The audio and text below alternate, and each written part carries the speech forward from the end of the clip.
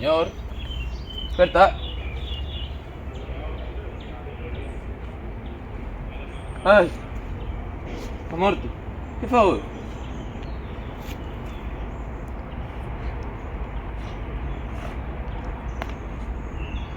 Vou chamar axuda.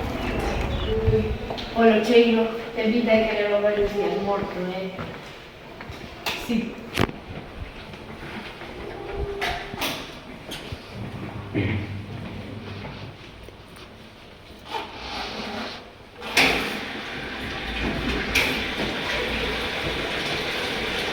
Efectivamente, podemos ver como a resistencia do corpo vai diminuindo e o cheiro, efectivamente, como te decías, é unha mostra de que leva varios días sin descomposición.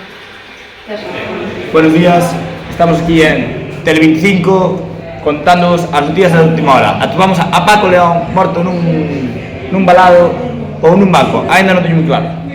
Desconoces a causa de morte, crese que é unha enfermedade de alto peligro. Estás investigando en varios tipos de peixes, cebra ou incluso rodaballos. Tamén me contan por aí que hasta en troitas, porque a variedade de enfermedades están investigando.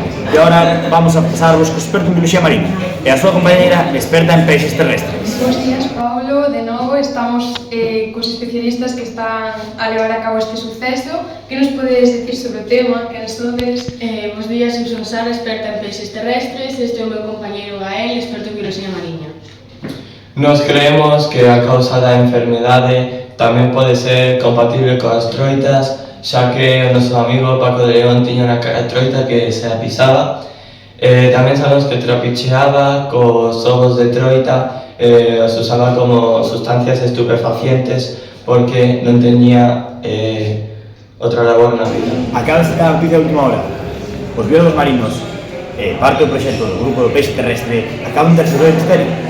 Pásavos con eles. Ahora estamos aquí para realizar unha autopsia. Que resultados obtestes? Que nos podedes decir?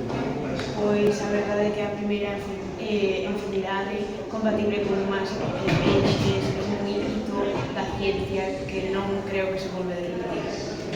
Das certas complicacións na realización da autopsia pola alta descomposición do cadáver,